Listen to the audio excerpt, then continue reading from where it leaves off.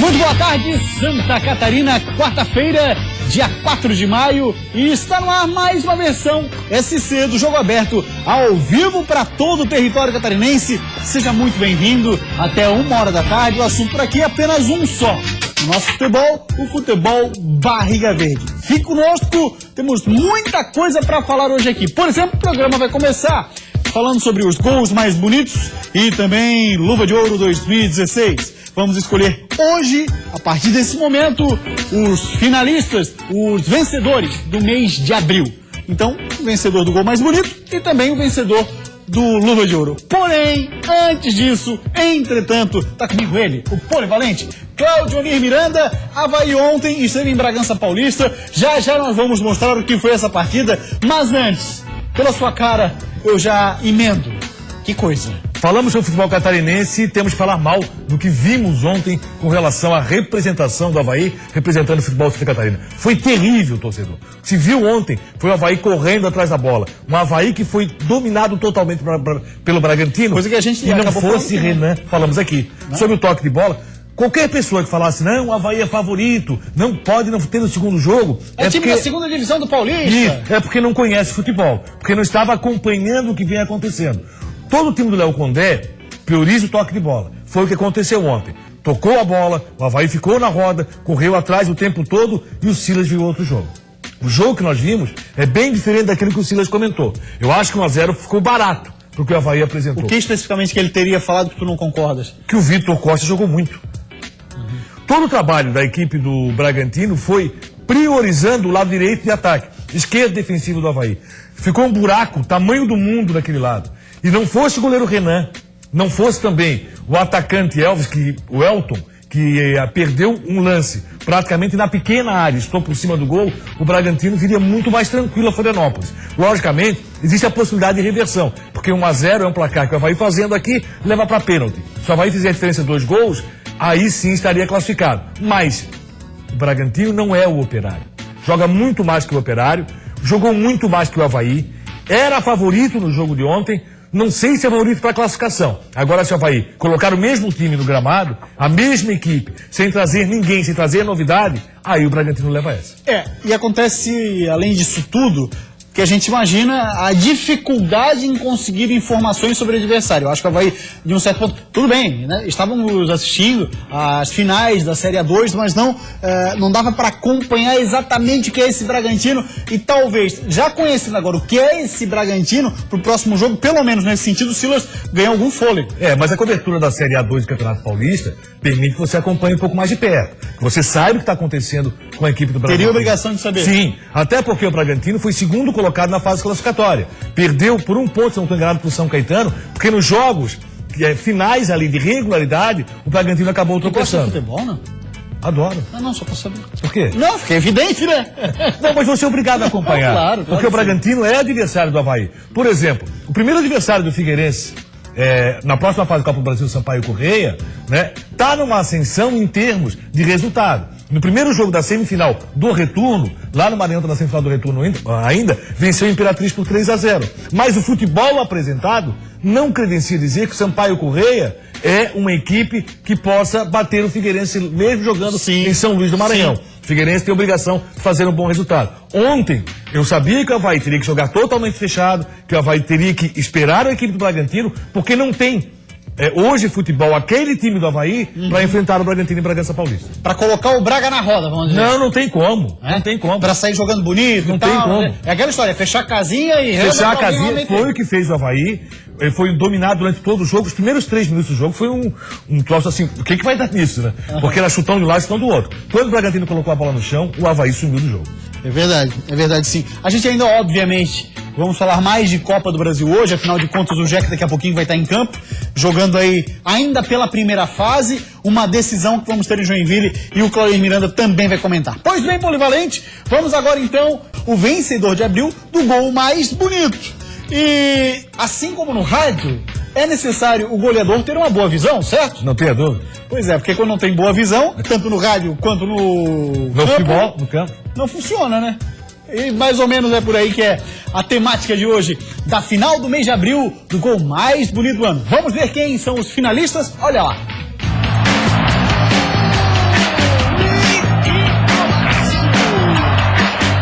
Antes de jogar futebol, sempre consulte um oftalmologista. Quer saber por quê? Olha só.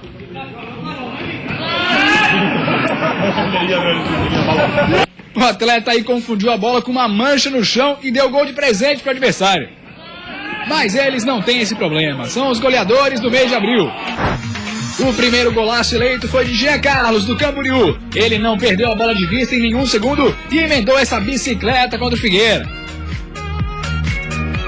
E para duelar com ele, outro que tem visão de águia, Ezequiel, do Criciúma, viu o ângulo aberto lá de longe e botou a bola lá dentro contra a chave. E aí, qual é o gol mais bonito de abril? Olha, Polivalente, tá difícil pra gente escolher. Complicadíssimo. Ontem eu fiquei com o Ezequiel, mesmo tendo gol de bicicleta. Né? E dessa vez eu ficar com o Jean Carlos. Eu também fico com o Jean Carlos, jogando pela equipe do Camboriú. Então, Jean Carlos é o vencedor do mês de abril. Belíssimo gol do Ezequiel, não tenha dúvida. Mas bicicleta não é todo dia que se vê daquele jeito que foi feita contra o Figueira. Com ele, Jean Carlos, ex-figueirense, ex-chapecoense, ex-atlético de Birama e o dono dessa bike aí, ó. Ele ajustou na direita, ergueu a bola, parecia futebol de areia, né? Ergueu na direita e mandou pro fundo do gol. Belíssimo gol. E nesse jogo aí a defesa do Figueirense ficou só observando o belíssimo gol que fez Jean Carlos. Então o Jean Carlos se junta aos finalistas do mês de janeiro, fevereiro, março e agora ele é o quarto finalista do ano, mês de abril. Vamos pro Luva de Ouro. Assim como no rádio e no futebol é necessário ter sorte e competência, certo? E tu tá puxando pro rádio o tempo todo, vamos nessa. Saudade. Muito. Todos estamos com saudade. Tô sentindo isso. Estamos com saudade. Pois bem, sorte e competência é o tema da final de abril do Luva de Ouro. Acompanhe quem são os dois finalistas.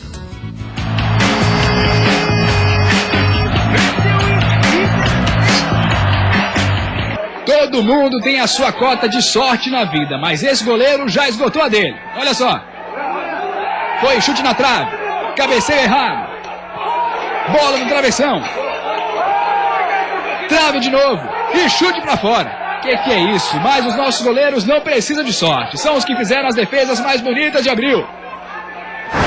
Primeiro, Thiago Rodrigues do Guarani parou o chute quase impossível de Elvis com a ponta dos dedos. E o ataque do Tigre sofreu. Agora contra a Chape, Gustavo cabeceou e Marcelo Boi que foi buscar. E aí, qual é a defesa mais bonita de abril? Pois é, Polivalente, mas uma parada duríssima. Ficaremos com o Marcelo Boik ou ficaremos com o Thiago Rodrigues, ex-Guarani, no Figueira já? Não, ele é do Figueirense, Porque né? assim, ó, só pra abrir um parênteses, o Figueirense está esperando o fim do Campeonato Catarinense para anunciá-lo. Essa é a situação. Então tá tudo certo, e aí ele não vai poder estrear provavelmente na Copa do Brasil e somente no Campeonato Brasileiro. Foi com a costura da luva que ele tirou aquele Foi, exatamente. Thiago Rodrigues. Deixou a unha crescer. Sim. Unha de cobrador de ônibus. Na costura, por quê? Não, porque o cobrador de ônibus sempre tem essa unha um pouquinho maior aqui, ó, do mindinho. É mesmo? Nunca vi isso. Nunca notei, rapaz. É, pois é, não pega os ônibus.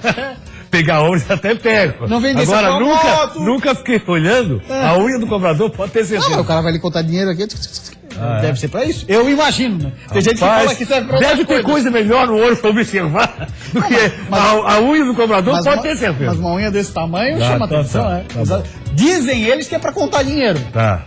Falam outros que é pra outras coisas. É, não sei. Também não quero saber. Não faço a Não mínima ideia. tenho, aqui ó, não tenho a mínima expectativa de saber o porquê. Vamos votar então? Vamos lá, eu já votei, Thiago Rodrigues. Thiago Rodrigues, não tenha dúvida, vencedor do mês de abril, goleiro que tá muito perto de vestir a camisa do Figueira, apenas detalhes para que ele possa de fato ser o titular do Furacão, afinal de contas o Gatti tá machucado, e o que a gente imagina é que ele vai ser o titular, então ele é o vencedor do mês de abril, na final desse mês que tivemos então Thiago Rodrigues mais uma vez. Já tá acertado, não faltam detalhes. Figueirense vai apresentar após o término do detalhe seria a Campeonato apresentação, Catarinense. né? Justo, é porque encerra o contrato com o Guarani. E aí o Figueirense tem essa política de, obviamente, se pronunciar oficialmente, apesar que o Clebejinho disse, ó, tá muito próximo, tal. Mas a situação é, precisa esperar o Catarinense, vence o contrato do moço, ele assina com o Figueira, tá resolvido o negócio. Então já temos 4 finalistas, Sim. Janeiro, fevereiro, março e abril. E o Thiago Rodrigues está em algumas delas, né? Se eu não me engano, ele tá em 2 ou 3. Essa eu acho que é a terceira. Jesus. Thiago Rodrigues. Pegou muito o Catarinense, Muito. né? Foi um grande goleiro no estadual, pode ter certeza. A gente vai para uma rápida parada, depois do intervalo tem muito mais por aqui. Por exemplo, a Copa do Brasil é destaque. Não só o jogo do Avaí de ontem, como o jogo do Joinville de hoje. O Bragantino não jogou um grande futebol, mas deu um sufoco no Leão. A derrota contra a Chape foi decepcionante, mas o tricolor já está de pé novamente. Primeiro a classificação na Copa do Brasil e depois o título, quero os dois. Enquanto o Jack joga hoje pela Copa do Brasil, o time do Guto Ferreira descansa e se prepara para a decisão de domingo. Se Deus quiser, domingo estamos com o título na mão.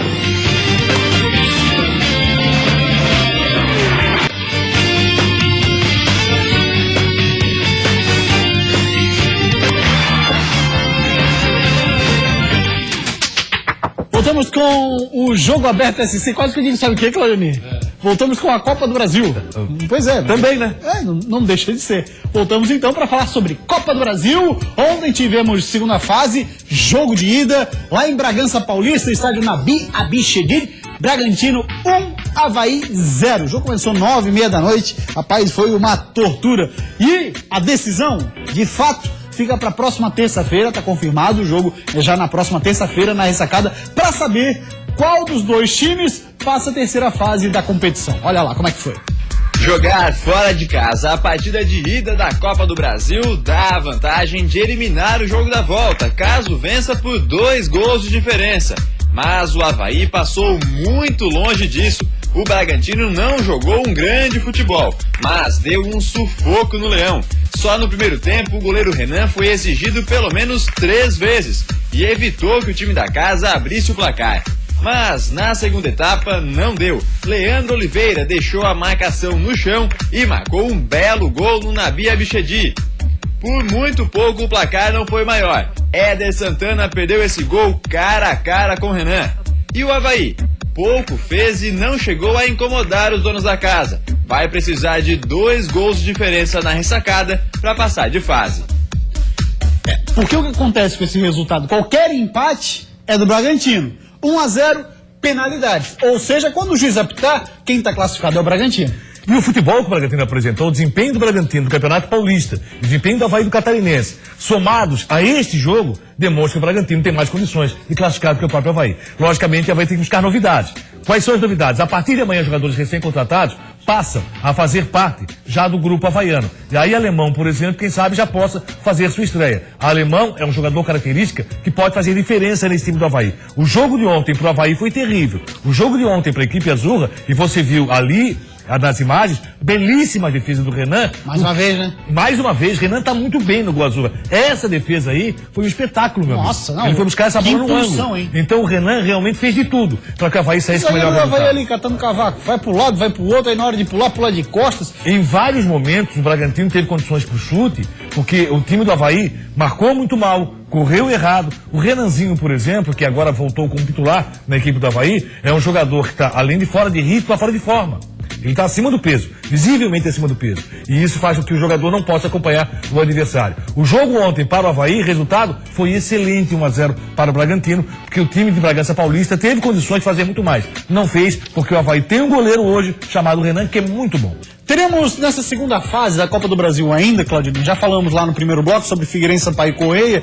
Por exemplo, a Chapecoense joga na semana que vem, no mesmo dia do Figueira, quarta-feira, contra o Paraná Clube em Curitiba. Esse Paraná é perigoso? É perigoso, chegou às semifinais do Campeonato Paranaense, fez uma bela campanha durante todo a fase classificatória, ficando sempre na primeira posição, acabou se complicando justamente no mata-mata. O mata-mata tem disso, né? Sim. O mata-mata nem sempre qualifica a melhor equipe da fase de regularidade. Aí o Paraná acabou caindo, fez a mistura semana com uma equipe do exterior, né, e acabou vencendo por um placar dilatado. O Paraná tem uma boa equipe, também prioriza o toque de bola. Paraná contra a Chapecoense tem aí a sorte o quê? Já ter decidido o campeonato estadual. Isso, exatamente. Já, o campeonato estadual acabou para a Chapecoense e aí ela vai pensar mais forte em Copa do Brasil. Paraná é adversário difícil. Chapecoense vai passar trabalho com o tricolor da Vila Capanema. A gente tem também outro tricolor em campo. Hoje à noite é o de Santa Catarina, do norte do estado, finalista do estadual. Olha a decisão que tem hoje o Jack. Pode pôr na tela pra gente? Olha lá. Joinville Comercial de Mato Grosso do Sul. O jogo começa às 7h30 da noite. Não precisa nem dizer, né? Compromisso, torcedor do Jack pra ir lá apoiar,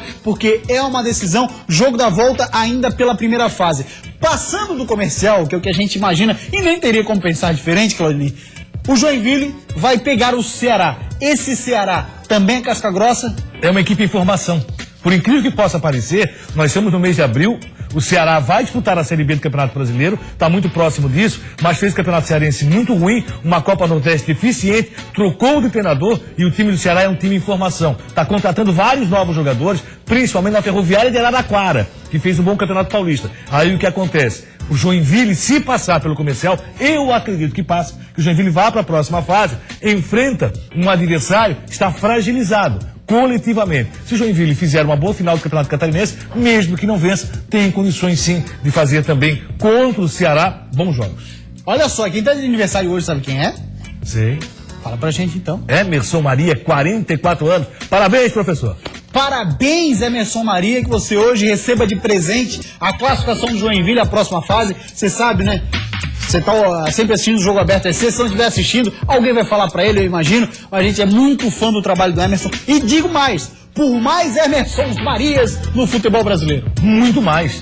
Principalmente no futebol catarinense. Você vê que nos últimos 4 anos são 4 decisões de Emerson Maria. Um campeonato conquistado, 2 vices. E tá na luta, ainda tá na briga. Ficou muito mais difícil. Ele mesmo sabe disso. Mas tá na briga, tá. Aliás, chegar à decisão do catarinense com um grupo de jogadores que ele tem na mão, meu amigo, O cara é bom. Já foi um grande milagre.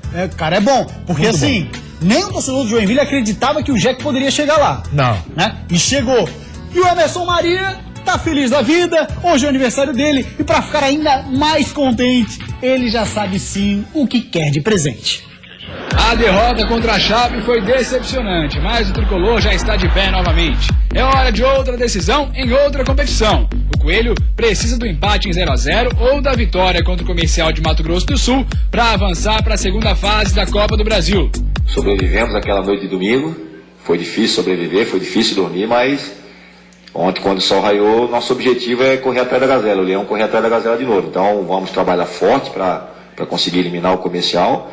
E esse resultado de amanhã, ele vai dar mais forças ainda para esse grupo buscar reação em Chapecó.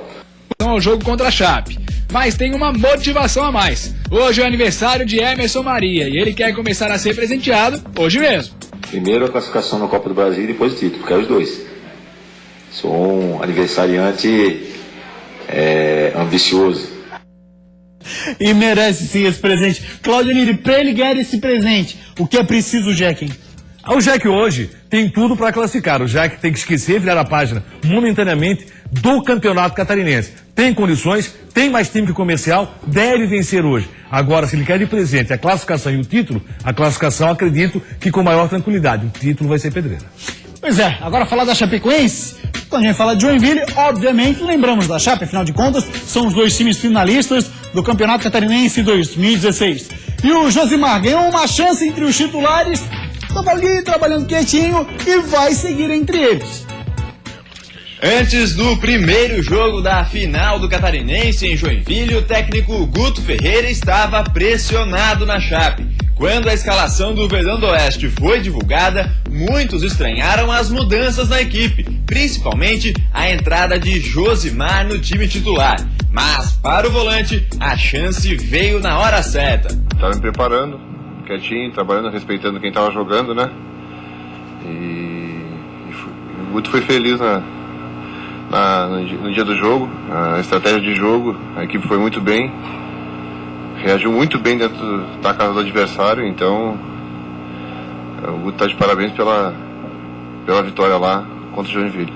Enquanto o Jack joga hoje pela Copa do Brasil, o time do Guto Ferreira descansa e se prepara para a decisão de domingo. Por um lado isso é bom, mas por outro a ansiedade fica maior. Não ficar ansioso, né? Que é uma semana cheia de trabalho, focar, ver bastante o vídeo do jogo para colher mais alguma coisa, né? Para agregar na nossa tática e se Deus quiser domingo estamos com o título na mão. Cláudio Nir Miranda, Chapecó amanheceu com várias camisas, ou pelo menos uma, né? Mas foram várias fotos que eu recebi, melhor assim. Uma camisa grande, igual aquela que o Joinville fez, camisa gigante. No prédio. Exatamente. Uma camisa gigante num prédio bastante grande. Claro, se é um prédio é grande, né? Imbecil. Não poderia ser diferente, até porque o prédio povo grande de Chapecó, nesse momento, está comemorando o grande resultado que teve no primeiro jogo. A Chapecoense acabou se superando pelo futebol que vinha apresentando, pelo declínio técnico que vinha acontecendo. Chapecoense tem um grande grupo de jogadores e tem tudo para levar o caneco. Falar agora, depois do intervalo, na verdade, que a gente vai falar sobre o Figueirense E o Criciúma, depois do intervalo, tudo sobre o Furacão e também sobre o Tigre, contrataram jogadores, ambos, hein? Categorias de base normalmente são usadas quando o clube não tem dinheiro para contratar, mas no Figueirense não é bem assim. No ano passado, em jogos importantes, a gente tinha metade do time titular que era da base. Foi ele que me subiu, então, querendo ou não, acaba tendo um link entre essas duas coisas, né? Isso é Jogo Aberto SC.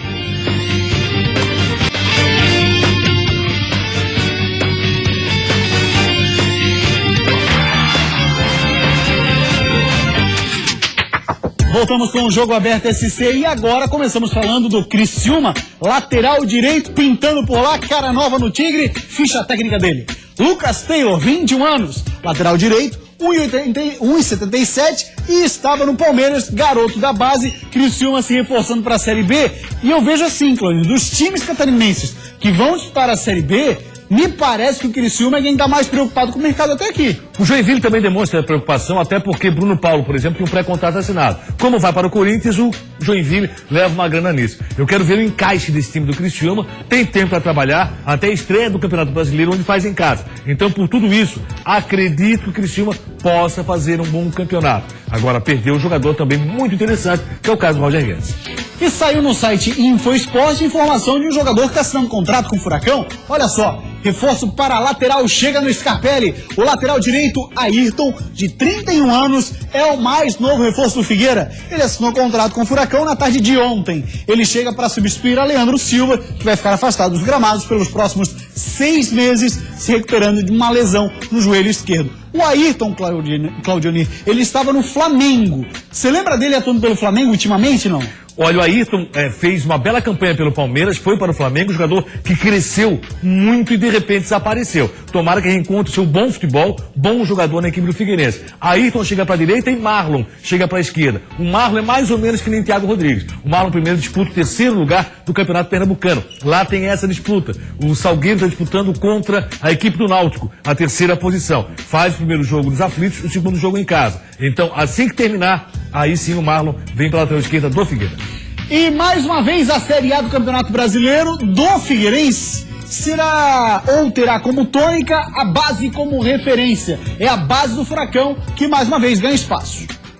Categorias de base normalmente são usadas quando o clube não tem dinheiro para contratar e precisa ter opções no elenco. Mas no Figueirense não é bem assim. A utilização da garotada da base entre os profissionais tem sido constante. No ano passado, 16 atletas formados na base do Alvinegro integravam o elenco principal na Série A do Brasileiro.